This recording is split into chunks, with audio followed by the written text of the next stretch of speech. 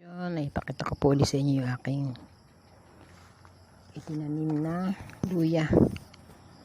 So, bali ito pinagsimula lang sa kapiraso. And medyo may nalanta kasi binawasan ko po siya dito. Ayan.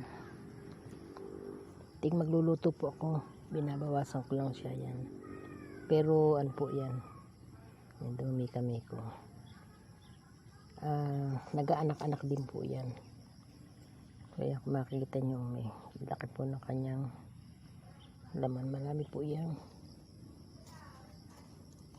Ayan o. Ito po yung kung nagtanim kayo ng kapiraso. Pero yun po hindi pa po yan magulang. Yung mga ganyan, hindi pa po siya dapat anihin. Pero minsan dito na lang po kumukuha sa bibili pa ako. Makikita nyo po yan, malalaman nyo po yan kung anihin na pagka ito pong mga dahon nito ay natuyo na. So sa ngayon ay bali panahon pa lang ng kanyang paglalaman or yung pagdevelop ng kanyang pagpaparami ng kanyang mga laman.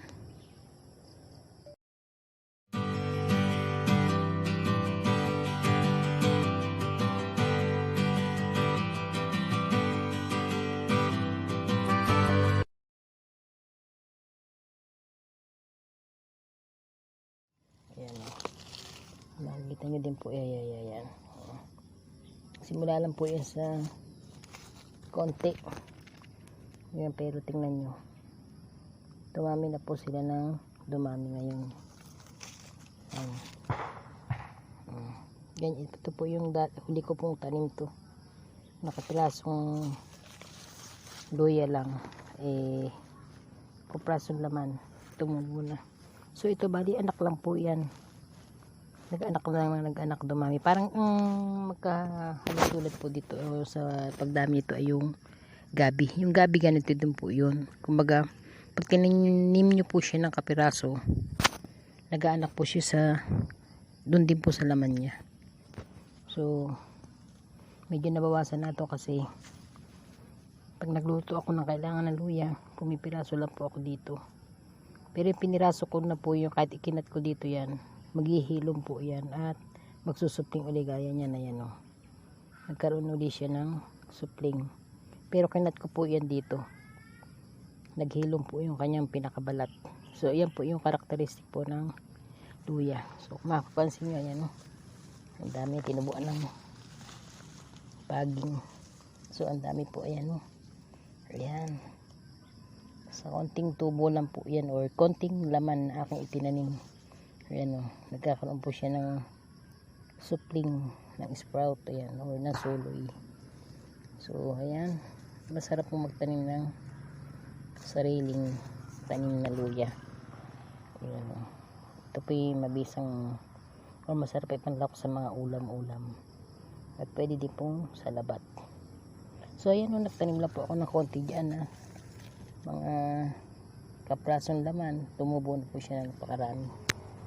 So shoutout po dyan sa mga mahilig din magtanim.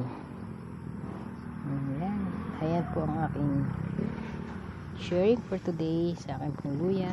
Ito pwede na din po ito kuhanin kung kinakain, pero hindi pa po yan totally na magulang, pero pwede na po yan kuhanin kung kailangan gamitin. Medyo umaanghang na din yan. So ayan ang luya. Tatabonan ko po ito uli ng ginikan kasi medyo lumalito na po yung pinakalaman niya. Kailangan po dyan ay may ginikan. So ayan, hanggang sa muli mga commission. Share lang po sa akin pong tanim na luya na lumago na po ng malago. Maliit lang po yan. Kapiraso naman lang po yan pero lumago na. Ayan, pinubuan ng baging. Ayan, kailangan nilinis-linis, alaga din sa halaman. Ayan, God bless everyone.